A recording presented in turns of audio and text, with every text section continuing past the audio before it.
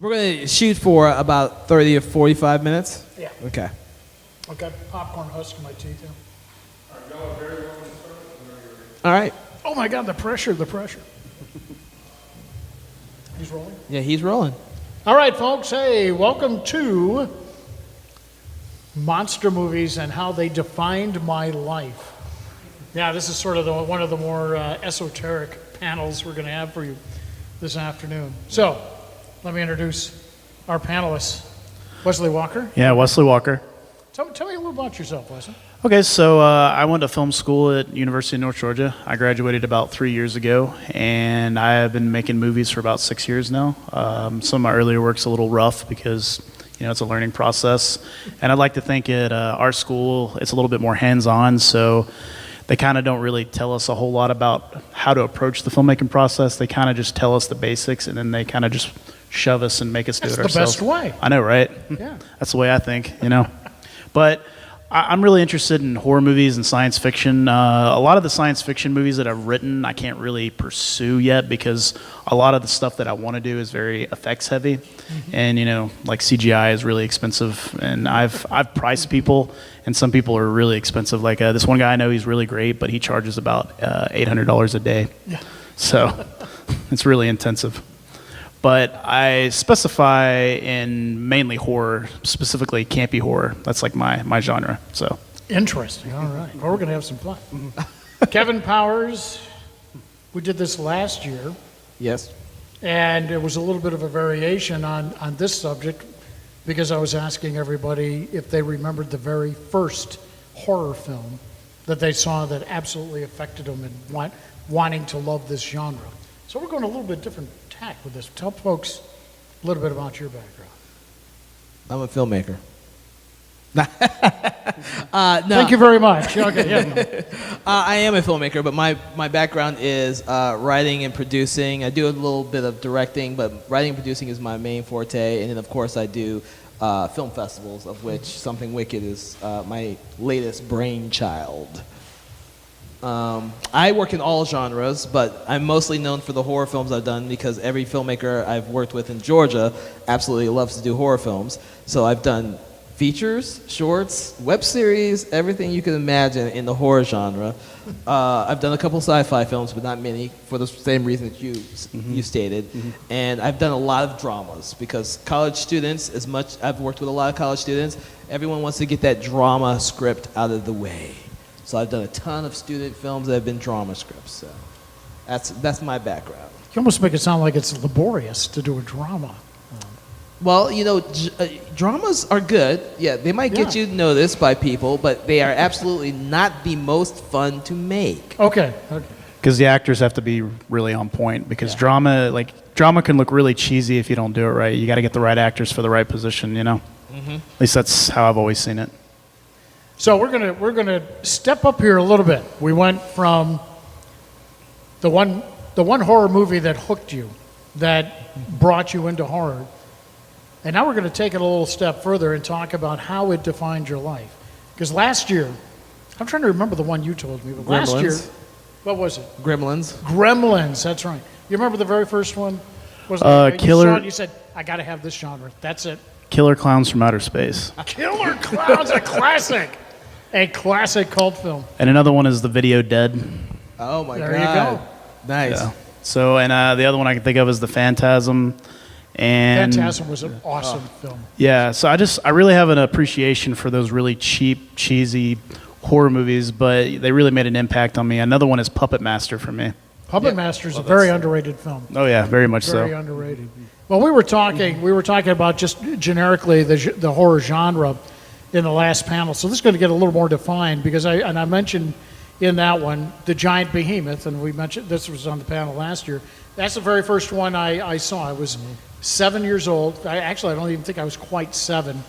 Came in, it was a Saturday afternoon. I came into the house. My mom and dad were watching TV, which was very unusual to see them watching something on a Saturday afternoon. And it was the Monster Movie Matinee. It was making its premiere out of WSYR Channel 3 in Syracuse, New York. And I said, "What are you watching?" And my dad said, "It's a monster movie." And I said, "What is it? What's a monster movie?" And he said, sit down and watch because it's just getting started. And I came out of that hour and a half, because it ran about an hour and a half, absolutely hooked. I said, I didn't know anything like this existed. And from then on, I could not get enough monster. We called them monster movies back then. They may have been sci-fis. They may have had monsters, and some of them were psychological dramas. There weren't many of those back then, but I mean, the big bug films were real popular back then, and then you had most of the sci-fis that we saw in Monster Movie Man A had some kind of monster in it, like It, the Terror from Outer Space, which was a big influence on Ridley Scott when he made Alien, because they're very, very similar films.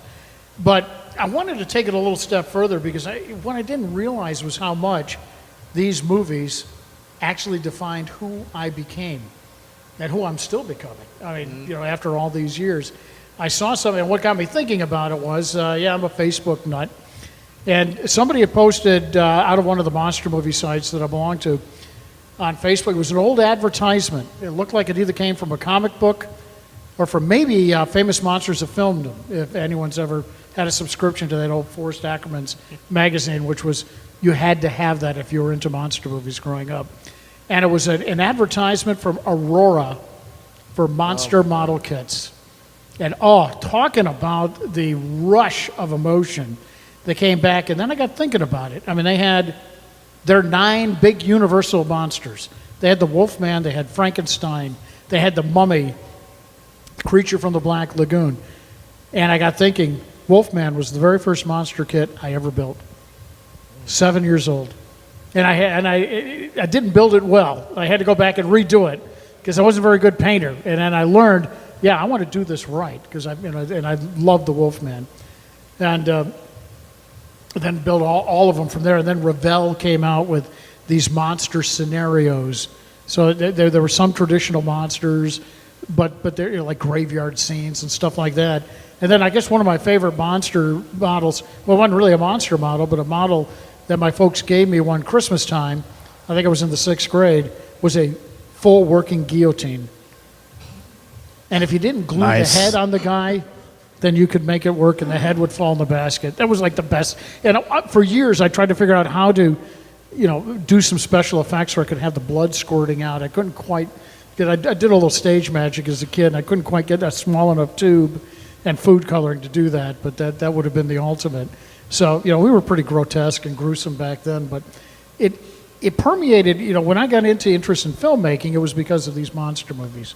I don't think I would have had the appreciation for the overall film industry if it weren't for these movies. So the very first film I ever made was on 8mm, no sound. It was an old 8mm. It was a 5-minute film called The Monster. And it was about an alien from outer space, and we went through a couple of bottles of ketchup, and our monster was a guy in a nylon stocking because it's crushed his face, and that's the extent of the budget that I had, and we went from there. Now, when video came on the scene, oh my God! I mean, the early video cameras were exorbitantly expensive, but when I finally was able to buy my first video camera, and you didn't have to send, in the film days, you didn't know if the stuff came out or not. You had to send it away to a laboratory. It took about a week to get back, and then you fired up the 8mm projector, and it was like, oh crap, I shot in the sun, or you had to go back and reshoot, and it got very expensive. Video, you could just erase. Oh my God! And then it was a whole new market from there. And then the digital era, Katie bar the door. Right now, I could do stuff in my home office, which is also my bedroom, that I could only dream about. I bought an $11,000 computer system back in 1993. It was called a toaster, video toaster. Remember the old Amigas? $11,000 for this toaster 4000, so I could do 3D animation and put fun special effects in my videos. And now I could get the same thing for $49.95. It's unbelievable how we've come. So it's definitely had, but this all started with monster movies. The very first feature that I wrote was a vampire film, and we go from there. So now we've got some other generations here, which I think, it may be different, but I think it's all the same. How we all got into this, how how we all, how these movies that some parents thought were going to warp us, and as I said in the last panel, haven't murdered anyone today that I'm aware of. And, Are you sure about that? Yeah, anyway, that I haven't been told about. So, all these horrible things that supposedly were going to happen to me if I kept watching these horrible monster movies haven't happened. So I think you guys come in on a different realm of films. I mean, you were mentioning Phantasm. So I was just getting out of college when that one came out. But that I loved. That was a whole new genre of independent films. That was. I wasn't even born yet. Oh my God. That was 1979. If I Well, just picture this for a second. It's 1995. I'm like 5 years old, and my parents, my mom and my dad had been divorced for many years, but I used to go see my mother every other weekend. So I would go to her house, and she'd be like, "Let's go to the local video store and get a movie." So she would take me there, and I used to go there, and I used to watch the movies based off the box art every time. Oh, yeah. Every single time. And like I said, Killer Clowns from Outer Space was just sitting right up there on the shelf. And I go, is that a fucking clown spinning an earth on its finger? What the hell is that? I want to see that. And then the next one was the Phantasm. I was like, why the hell is that stroked out dude holding a ball with a bunch of spikes on it? They had the chrome ball. Yeah, and I was like, what the hell is that? So I rented that, and that's kind of how I got into those movies. And my mom was a very open-minded person, so she was like, you can just watch whatever you want. I don't care if it's R-rated or not. And I'd watch them, and that's kind of how I developed an affinity for horror movies was through that. Didn't warp your mind. No, right? not at all. I mean, I remember in the theater seeing Phantasm in the theater, and the first time the little chrome ball made its move and caught the guy in the head, and then the little thing comes out and drills a hole in his head. Sorry, this is a 38-year spoiler alert. Just thought. And then the blood comes gushing out, and I showed it to him the other day. He loved it. Stand up and cheer this movie. It's like, that is the coolest thing we've ever seen. It is. It was. That's what made horror so special. Well, I'm not going to go into the film we were talking about last year, Gremlins. I'm going to a different one because it's more relevant to the very first film I ever did. Yeah. Child's Play. With Child's Play. With the little killer doll, Chucky, in there. As a little kid, when that movie first came out, I think it was 88. So it was in the 80s. Yeah, so I'm a little kid watching this, and that's a diehard horror film. That's not like the ones with the comedy. I had to see it because Catherine Hicks was in it, and I'd just seen Star Trek, and and I was just in love with her. I said, "Oh, she's in that movie. I got to go see that." Oh well, I became a huge fan of that movie. I probably watched it 500 times as a kid, and then I saw the sequels at the theater, and so it came time to make my first film. And my brother I can't remember if you were on the set of this one or not, but very first film I did, I had my sister, because she's a craft person, build me dolls, 2 dolls. One of them was the evil doll, so it had the evil face, hair crazy and like that, and then we had the normal one. And so I kind of rigged them up to be little puppet dolls so that in the movie it's chasing after the people in the house. I have no reason why the dolls even came to life or why they're doesn't matter. It doesn't matter. I'm making this movie, my very first movie. It's a little puppet doll chasing after the dude, trying to kill the dude. And me and my cast had so much fun doing that film. It was ridiculous. And from then on, I just wanted to do monster movies. Now, as you will attest, we've done lots of monster movies with Ron. We've done a few, yeah. We've done lots of monster movies, and it's something that defines us because we absolutely love making these type of films, whether they're gory or not. I mean, my first film wasn't gory. I just wanted to do a movie with a killer doll in it. Ron's tended to have some gore to him, and he always gave me those scenes. I don't know why. I died in every film he ever put me in. You die well. I died with a railroad spike in the head from Jason Voorhees, and coughing up razor blades because I got cursed. And he just liked to kill. Sounds like Night of the Demons. You ever seen that movie? Yeah, it was very reminiscent. Remember the very end of the movie? The old man eats the apple and... Yeah. That's exactly it. I think that was the influence that he had for writing that scene. So. No. And we just love doing those type of movies. I mean, I can go... everyone I know knows I'm a huge Godzilla fan. I love that. I love the whole franchise. And, I've been defined by... A man after my own heart. Yeah. I love these old school... monster movies are great. Are you glad to see some of them rebooted? I mean, yes. I think that's almost a panel in itself, but so many of these. Now, I liked the last Godzilla a lot, but I liked the director. I mean, he's the one that did Monsters, and stuff, and he sort of brought that element into the new Godzilla film. But it was so so much like, at first when I saw the movie, I thought, that's not Godzilla. The thing got loose. Here's spoiler alert, sorry. I say that a lot in my podcast, too. And it was like, man, that's a weird-looking Godzilla. Then Godzilla shows up to fight it. And I went, nah, this is a Japanese film now. Godzilla's going against some kind of space creature or something. It sort of harkened back, but it was not cheesy. I thought it was done really well. No, really I think it was really done really well, too. My favorite Godzilla movie is Godzilla versus King Kong. Yeah, that's a That is classic. extremely And they're fun. remaking it. Yeah, that's what I heard. No, I dig that. they're remaking it, and I've got to say the latest King Kong is outstanding. It really, and I'm really particular on some of the reboots, but to see them match him up with the Godzilla that was made, that this could be fun. Oh, cool. This could be a lot of fun. So Only in we'll find out. If you go see it and it sucks, it's not my fault. I'm sorry. Well, But what are some of the other elements, growing up that you could see the influence of these horror films, of these monster movies? Because, everywhere I looked, everything that I did, decisions I made, and things like that they were all infected by monster. I mean, my whole life growing up centered around what was on. I mean, again, we didn't have, this was before VCRs, DVRs, and all that. I don't know how I survived without that stuff. So you lived for the TV guide. We had 3 broadcast channels, maybe a 4th that was real fuzzy if you maybe put, aluminum foil on the antenna or something, because we had 3 stations that were close enough, coming pretty close, and then one that had all the good stuff, but it was really hard to get unless you had a big outdoor antenna or whatever. So Saturdays at 12 noon for Monster Movie Matinee, and then they had a double feature that night after the 11 o'clock news, one at 11:30, then they would show the second one at 1 o'clock, and there were many nights that I had a little 13-inch black and white portable TV set. I'd sneak into my room. I mean, my parents were pretty cool about it, but there were many times my mom said she would come into my room about 2 in the morning, and I didn't quite make it through the second one. And it always seemed to be monolith monsters. I don't know why, because I love that film, but that's just the one that they always put on the second bill, seemed like, and I always fell asleep during it.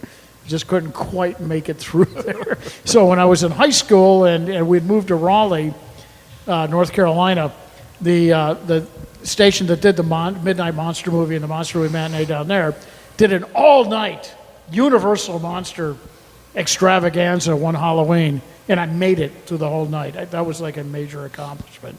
But, my whole life revolved around what was going to be on Saturday afternoon, what was going to be on Saturday night, and you rerouted your life so you could see these things. Even ones I'd seen before, there were specific ones that I just had to see over and over and over and over again. It's a little better now that I can time shift, but back then, I mean, they were a huge, and then the models I was making. I lost count, may have been close to 75, 100 monster models. And whatever was out there, I bought. I mean, I made sure that I found what was out there. And we had a really good hobby store that had all of the Auroras and Revels and some of the other off-brands. So I'm stunned at how much I was influenced by just these little horror films. okay. Yeah, for me, it was mostly my childhood that I watched a lot of horror movies, like monster movies. And then I found as I got older, I started watching more sci-fi. So then I started getting more into that. But I think because I make horror movies now, I think it just really shows how much of an impact as a child these movies made on me. Because I like these movies so much that I would even get little action figures. Oh yeah. As a child. I mean, one movie in particular that I really influenced me to make more movies got interested in making movies as a kid. Because as a kid, I was interested in messing around with cameras. And I never really got much into it because my dad didn't want me doing that type of stuff. My dad wanted me to be an engineer just like he is. But basically, the one movie that really influenced me because of the special effects was The Stuff. You ever seen The Stuff? Oh, that's a great movie. So the special effects in The Stuff is amazing. You have when the stuff takes you over, they basically had to make these full life-size human bodies, and they look very realistic for the time. And they would literally puke up the stuff, and the stuff would then try to attack you and make you eat that stuff too. So it's kind of a weird movie. Did you think it was marshmallow fluff? I thought it was when I saw that, I was like, that stuff has to be a combination of marshmallow and Cool Whip. Yeah, I mean, it's really weird stuff. Yeah, and it was, but it was crazy because years later, I never knew what the stuff was, and then you find out it was a parasitic life form from another planet, and you're like, that was not very well known in the movie. Like, it didn't really specify that. No, they were very subtle on that. Yeah, they really were. But I think the 90s, because I grew up as a kid in the 90s, was really influenced by that. Because I also watched The Outer Limits and The Twilight Zone as a kid. And I also watched the 90s version of those two shows as well. Which one did you prefer? For The Twilight Zone, the original. For The Outer Limits, the 90s. I just really liked the some of the stories they had. They were really dark, some of them. One of the scariest episodes of all time for me was one of the original Outer Limits. It was the second one that was ever broadcast. They started with the Galaxy Being, which is pretty good start for them. And then it was called Architects of Fear with Robert Culp. At the time, that monster, and the storyline is, I'm going to spoil this. Sorry, we're only how many years? My God. 50-some years away. This was hard to believe how long ago it's been. A group of scientists fearing nuclear war figured, okay, how can we get the world to come together? So we're going to create an alien. We're going to create an alien that's a threat to humanity, and humanity will they'll be so scared they will band together to fight against this perceived threat from outer space. It'll look good on paper. And to do that, they had to convert someone into an alien, physically, through surgery and all that stuff. And Robert Culp, poor guy, only guy that has the wife who's pregnant and is married. These other guys are like in their 60s and 70s. It's like, let them do it. No, he draws the lot, and they turn him into this creature. This creature, nowadays it's sort of laughable a little bit compared to what we can do special. But back then, there was nothing so horrific ever broadcast on TV. It gave me nightmares for years. I mean, I saw this film and I loved it. It was still one of my favorite episodes. I had a terrible nightmare that night. I kept hearing the sound of this creature. And then I didn't watch the rebroadcast of that, the rerun of that, for about 5 years. And thought, okay, I'm going to sit down and watch this again. And when that monster, when they finally just had the reveal at the end, I physically started shaking. I could not believe the impact that episode had on me. It was that scary. But, very few things that would scare me in these monster movies, but that one shook me up, and I loved The Outer Limits. The remake's not bad. It's not bad, but there were just some, unfortunately, ABC screwed that TV series up because the second season is just horrific compared to some of the brilliant sci-fi in the first one. But yeah, I will never forget that one. That one absolutely, and the Twilight Zone, yeah, absolutely. I was a huge fan of that one. Yeah, it's. I remember I used to watch the marathons on Sci-Fi Channel. Still do it, and they still do it. Well, it's a little bit different now because I can watch any episode I want because I got it on Netflix. So, Netflix strikes again. That has changed everything, huh? It has. But then again, it's introduced a lot of people to things that they would normally never see. Yeah. This is true. Again, these are series that, are 50, 60 years old. And, it's great that they still have vehicles to come up. Guys, there's some brilliant writing in some of these things. Oh, yeah, without a doubt. And Serling definitely influenced my writing.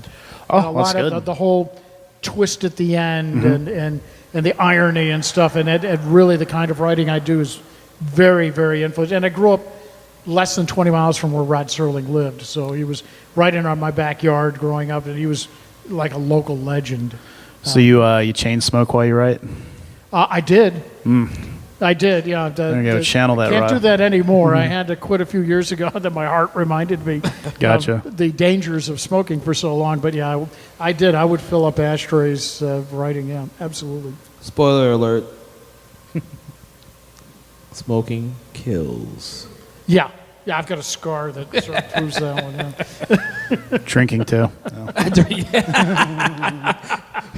Two vices most people can't quit. Honestly, don't know how Stephen King's still alive. still. I heard he drinks so much, when he writes. I don't know how he's still kicking, but he is. Well, between that and I did radio for 25 years when you could smoke in the studio. Yeah. It just, whew, boy. But that makes sense, though, Every time I always see someone on a radio, they're always smoking cigarettes. What's that guy, Art Bell? Was that what his name is? Absolutely, yeah. Yeah, The big conspiracy. he always had a cigarette in his Always, hand yeah. all the time. That's how he got that great voice.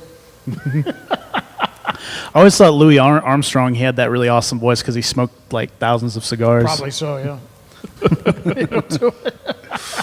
Okay, Kevin. Okay, Kevin, what? Well, we were talking about some of the influences. Well, growing up, my generation, it was television. It wasn't really that many movies that got to me. It was television. Like you mentioned, Outer Limits was one. Of course, seeing Outer Limits and Twilight Zone, but also Tales from the Dark Side was huge. Oh, that was great. Yeah. Tales from the Dark Side was huge on me. Another good one. Tales from the Crypt? Monsters and Addams Family especially. Did you watch Tales from the Crypt? Yes. Oh, yeah. Yes. That's another good one.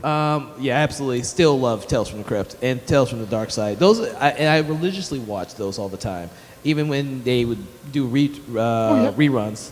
I loved HBO. HBO reran freaking Tales from the Crypt every freaking month throughout the whole year, even though they only did like 12 episodes each season. You know they're bringing that back, Yeah, right? Yeah, Coming back. well, it was just put on hold. Well, the guy who does the voice for the Crypt Keeper, I mean, he wanted to. Kaiser. I mean, we're lucky because he introduces one of our podcasts on our network. Nice. He's a nice guy. You know, yeah. I met him a few Oh, years geez. back at what was that? Days of the Dead is when I met him. He was at Days of the Dead 3 years ago. Yeah. Yep. Great guy. Yeah, you're That's right. how we got him on our network. Oh, I was say he's a great guy. We got talking to him. We said, "Hey, you want to be on our network?" He said, "Yeah, okay." Yeah, great guy. And, He is a really nice guy. Yeah. So, but yeah, television is what got me. I mean, I will say there's lots of movies out there, but during the '90s, the slasher boom was hitting its stride. So you saw slashers everywhere, and then the occasional monster movie that would come out, but it wouldn't do well. You'd had Monster Squad, and then you had stuff like The Thing, films that are just cult films, but didn't do a lot back when they came out originally. Wolfman's got nards. So television was huge for me, and for this generation now, it's a little bit of both. There's so many shows that appeal to all different genres now. I mean, right now you have stuff like Supernatural and Sleepy Hollow, and all these things are filled with monsters week in, week out that people that are influences. But then you look on the big screen, and you have stuff like Godzilla and King Kong returning on the big screen and stuff like that. You have all types. Well, they're of going stuff back to the classics. I mean, they worked. I mean, you can sit down and watch, and I've mentioned this on my show, that it took many years before I saw the original Godzilla, Gojira. Gojira, I guess technically is how it's pronounced. I had always known about the one with Raymond Burr, which, if you don't know, I can spoil this one. The United States distributor decided, hey, this big Godzilla, this Gojira film, is really kicking butt over in Japan. I think we need to bring it to the United States. I think it's going to do well here. This was in 1954. And so they get it there and they go, yeah, but it's got so many Japanese people in it, Let's put an American in there. So they reshot scenes with Raymond Burr that they inserted into this movie. And growing up, I didn't notice it. When I found out about it, then when I saw it, it was like, yeah, it is sort of obvious that these scenes don't even match up. Well, actually, as a kid, I thought it was kind of weird. There was one white guy and a bunch of Japanese That's people. it, yeah. It was kind of weird. And it was just so blatant. And it was like, wait a minute, these sets aren't matching. Well, they did up. it in Godzilla versus King Kong. Like, they had Oh, all yeah. these Japanese people, and then they had that one scene where these two white guys are like, oh, yeah, and Kong is a thinking animal. And it's like, who the hell are these guys? Yeah, where'd they come from? But Gojira, I got to see a few years ago. Finally made it into the United States and where you could see it. Unbelievable film. It is if you haven't seen it, this is no American stuff at all. You've got to see it with it. And I'm obsessed when it comes to captions. You've got to see it in close. With the subtitles, not dubbing, because you just don't get a feel for the performances. This Godzilla is such a dark film that has, and I think maybe one of the reasons they sort of softened it up for the U.S. release with the Raymond Burr thing and stuff was it had so many messages about nuclear war. Well, Godzilla. Again, these are the guys that got bombed. Godzilla is a representation of the U.S. I mean, Absolutely. whether anybody likes it or not, Absolutely. that's just how it is. They didn't back then. So let's try to soften it down. But it's a brilliant film. Now, I praise Turner Classic Movies a lot on my podcast because I lost my film collection several years ago when a tornado hit my house, and these guys broadcast stuff that I lost that you can't replace. That's either out of print or whatever. And they've been running Gojira quite a bit. So if you have access to Turner Classic, it's well worth watching. It's a whole different movie. I mean, you'll be stunned at what a powerful movie that is. Yeah, they did a new one. It's called Shin Godzilla. I want to see it. Yes. I want to see it really bad. It looks a lot better than the American one they just did. Yeah. It's completely different. Yeah. It's a I pretty. actually saw it in the theater with a huge audience. They did a special screening at Midtown Art where they do all the great screenings. Absolutely. They did a screening of that, and so I was so surprised because they brought out a mock-up Godzilla in the lobby, and then there was nothing but a huge audience of fans. I've never seen it. I really thought I was going to be probably one of the only people watching the movie, but there was. It was packed. I've been in a few of those. Yeah. Every scene was packed, and when Godzilla shows up, it was like a huge cheer from the fans. It was like, these are the people who get Godzilla. It may be the Japanese version of it, the new one, but these people understand. Subtitles and everything. Yep, everything. That's the way to go. Yep. Yeah, you got to have subtitles. Well, I'm used to it. I watch a lot of anime, and when you watch a lot of anime, there's a lot of subtitles all the time. Absolutely, yeah. It's the best way to watch anime. So. Yeah, my opinion. absolutely. And speaking of anime, the Japanese are huge on monsters. They got monsters everywhere. Oh, yeah. Their whole culture is built around all these different types of monsters. Yeah, Good the scariest one to me, Japanese-wise, is the spider lady. That one freaks me out the most. Like, basically, a spider, if it never dies and it ages, Yeah, that would scare me a lot. It eventually becomes a female woman, and it attracts males into the house, and then it'll turn back into the spider and eat you. Women I've dated, but no. No, there's lots of crazy stories like that, myths that they incorporated into their storytelling, and it's normal for them. Whereas over here, Well, their culture is very Absolutely. different from us. I mean, you can buy panties out of a vending machine over there, Yeah. That's like common over there, and porn is like on cable TV over there, So it's very, very common. It used to be in the early days here, but they got rid of it pretty quick now. Yeah. it didn't work out so well. That didn't work out. It was on cable access in New York. But It on was the really flip crazy. side, if you get caught with marijuana over there, they put you in prison for like 20 years. Yeah. So like you can see the difference between cultures there, Yep. Very different because they're very disciplined people, when it comes to a lot of things. But some things they kind of, just let it slide, I guess, So don't smoke any weed in Japan. Oh yeah, That's right. That's 20 right. year That's sentence. right. All right. Well, you can tell there's been some influence here. And I wish we had more time. We're just about out of time. Oh, But But yeah, thank you, guys. I'm glad we had a chance to see it from different generations' Yeah, point of that's views, because yeah. I think even though it's different, it's still the same. And I wonder what I was asking this question in the last panel. What is the future of horror? Where is it going to? It seems to come back around. It's like history. There's some cyclical elements about it where we're seeing some repeats of some of the things that were really cool 20, 40 years ago. And I think it's always going to be with us. And I think it's always going to be a powerful influence on every generation that comes down in a good way. I'm not one of those that thinks it's a negative thing at all. I think the found footage genre kind of really changed horror. Like back in I remember back in the 90s when the Blair Witch Project came out. Yeah. I think what made it scary for me as a kid was I thought it was real. Like I thought that actually happened. That was the brilliant part of that film. Yeah. Once you found out the gag, Yeah, it was and nothing. it doesn't do anything for me now. Like Yep. it's when they made Paranormal Activity, I was like, it's yeah, fake. That's right. Why do I want to watch that? That's right. There's very few found footage ones that really grab me now. They've got to be unique. I got to say, I loved Apollo 18 because that one just sort of cool. That one was a little different, And there's a couple others like that do that. But yeah, Cloverfield. Cloverfield, I really liked. Yeah, I thought it was kind of cool because it was kind of like a Godzilla I type like scenario, the style, the style they did it in. Yeah. And I haven't seen the new Cloverfield. Is it kind of like that, or is it Haven't just? seen. I No. have not seen Cloverfield. It's Town not. yet, It's not no. found footage. King Cloverfield Lane is not. No, it's not. It's found not. footage. Okay, it's not. Okay, Alrighty. It's a cousin to A Cloverfield. cousin to it. So gotcha. Well, folks, our defining moments in horror, and I think we all have them. I didn't get a chance to go through the audience on this one, but we'll talk to you guys in a minute. And thank you for allowing me to come and espouse how horror has defined my life. Because it truly has. It truly has. Okay. Yeah, thanks for having me. And thank you, everyone. Thank you.